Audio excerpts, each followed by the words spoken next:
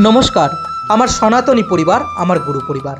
আজ রবিবার, আর প্রতি রবিবারের মতো আজও আমরা সংঘের কোনো একটি শাখায় আপনাদেরকে নিয়ে যাব। আজ আমাদের গন্তব্য বেঙ্গালুরুতে, এবং বেঙ্গালুরুতে আমাদের ভারত সেবাশ্রম সংঘের যে শাখাটি আছে সেটি কিন্তু প্রসিদ্ধ শাখা, এবং এখানে দূর দূরান্ত থেকে বহু মানুষ আসেন যারা বিভিন্ন রকমের শিক্ষা এবং স্বাস্থ্যের জন্য বিভিন্নভাবে যারা জর্জরিত, তারা কিন্তু ব্যাঙ্গালোরে চিকিৎসা করতে এলে আমাদের এই শাখাতে থাকেন। চলুন আপনাদের ধীরে ধীরে আমাদের এই সংঘের শাখার ভিতরে প্রবেশ করাই। দেখুন, এটা কিন্তু আমাদের যে সাউথের যে মন্দিরগুলো আমরা দেখতে পাই সেই মন্দিরের মতোই করে কিন্তু নির্মিত, এবং কত সুন্দরভাবে সাজানো গুছানো, চারিদিকে কিন্তু সবুজের একটা বাতাবরণ, এবং এই মন্দিরে গেলে আপনাদের সত্যি ভালো লাগবে। প্রতিদিন সন্ধ্যাবেলায় এখানে নানাবিধ অনুষ্ঠান হয়, এবং এই আশ্রম থেকে প্রত্যহ নিমান্স হসপিটালে প্রায় 5,000 রোগীর খাদ্য সরবরাহ করা হয় সম্পূর্ণ বিনামূল্যে। এছাড়াও প্রত্যহ সকালে আশ্রমের সামনে হাজার হাজার মানুষ বিনা পয়সায় তারা কিন্তু প্রসাদ পায়। ঘুরে দেখাচ্ছি আশ্রমের গ্রাউন্ডটা কত সুন্দরভাবে সাজানো, দেখুন, দেখলে কিন্তু আপনাদের মন ভরে যাবে। আর একবার দেখাই মন্দিরটি দেখুন, যেমন সাউথের মন্দিরগুলো হয় একদম সেইভাবেই কিন্তু আমাদের এই গুরু মন্দির নির্মিত, এবং চারিদিকে সুন্দর শেড দিয়ে সুন্দর ব্যবস্থাপনা আছে। ভগবান বজরাঙ্গবলীরও কিন্তু মূর্তি রাখা আছে, এবং প্রত্যহ দূর দূরান্ত থেকে মায়েরা, দাদারা, ভাতা ভগ্নীরা এখানে কিন্তু পুজো করতে আসেন। তাই আপনাদেরকে দেখাচ্ছি কত সুন্দরভাবে সাজানো গুছানো আমাদের এই আশ্রম। চলুন আমরা গুরু ভগবানের দর্শন করে নিই, এবং গুরু ভগবানকে আপনাদের দর্শন করাই। এখানে কিন্তু গুরু মহারাজের এই রকম প্রতিকৃতি রয়েছে, এবং প্রত্যহ পুজো পাঠ করা হয়। দূর দূরান্ত থেকে মায়েরা, দাদারা, ভাতা ভগ্নীরা প্রত্যহ সন্ধ্যাবেলা আসেন, এবং তারা সুন্দরভাবে সঙ্গীত পরিবেশন করেন।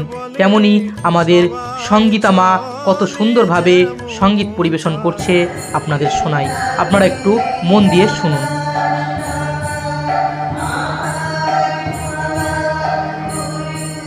দেখুন, স্বামীজি সঙ্গতে কত সুন্দরভাবে সঙ্গীত পরিবেশন করছেন আমাদের সঙ্গীতা মা। এছাড়াও প্রতি রবিবার এখানে কিন্তু সুন্দর যজ্ঞ অনুষ্ঠান হয়, এবং নানাবিধ অনুষ্ঠানের মাধ্যমে দিনটি ভালোভাবে পালিত হয়। হাজার হাজার মানুষ দূর দূরান্ত থেকে এখানে আসেন। প্রতি বছর উৎসবের সময়ও বিভিন্ন ধরনের সেবামূলক কাজ হয়, এবং দূর দূরান্ত থেকে মানুষজন আসেন আমাদের এই আশ্রমের এই সেবা কার্যে তারা যুক্ত হয়। আপনাদেরকে দেখাচ্ছি, আপনারা দেখছেন ভক্ত মায়েরা তারা গুরু মহারাজের উদ্দেশ্যে সুন্দর সঙ্গীত পরিবেশন করছেন, এবং অনেক মায়েরা, দাদারা এসেছেন সুন্দরভাবে তারা কিন্তু এই সঙ্গীত শ্রবণ করছেন। চলুন এবারে আশ্রমের বিভিন্ন দেবতা বিগ্রহগুলি আছে সেগুলো আপনাদেরকে ঘুরিয়ে দেখাই। এটি গুরু মন্দির, দূর থেকে আপনাদেরকে দেখাচ্ছি। দেখুন, ঝাঁ চকচকে কত সুন্দর পরিষ্কার পরিচ্ছন্ন, এবং পিলারগুলো দেখুন কত সুন্দরভাবে সাজানো গুছানো। সেখানে গুরু মহারাজের বিভিন্ন প্রতিকৃতি সহ বিভিন্ন দেবদেবীর প্রতিকৃতি রয়েছে, যা কিন্তু সত্যি অনন্য, এবং সত্যি গেলে আপনাদের খুব ভালো লাগবে। দেখুন, ভগবান গণেশের প্রতিকৃতি, এছাড়াও আমাদের যে মাতৃশক্তি বিভিন্ন দেবী দেবতার প্রতিকৃতি রয়েছে। এছাড়াও বালাজি ভগবানেরও প্রতিকৃতি এখানে অবস্থান করছে। এছাড়াও যে বিশেষ ব্যাপারটি আপনাদের দেখাবো, সমস্ত আশ্রমের মতো এখানেও দেখুন শিবলিঙ্গ রয়েছে, এবং সেই সাথে ভগবান শিবের মূর্তিও রয়েছে। দূর দূরান্ত থেকে ভক্তরা কিন্তু এখানে পুজো দিতে আসেন। এখন শ্রাবণ মাস চলছে, তাই প্রতি সোমবার এখানে অনেক ভক্তের সমাগম ঘটে। আশ্রমের অফিসটা আপনাদেরকে দেখাচ্ছি। এছাড়াও আশ্রমের আরও যে দেবালয়গুলি আছে, দেবগৃহগুলি আছে, সেগুলো আপনাদেরকে দেখানোর চেষ্টা করছি। এটি গুরু মহারাজের বিশ্রাম মন্দির। দেখুন কত সুন্দরভাবে সাজানো গুছানো, এই সুন্দরভাবে রেখেছে স্বামীজিরা, এখনও পর্যন্ত কত সুন্দর করে মেনটেন করে রেখেছেন।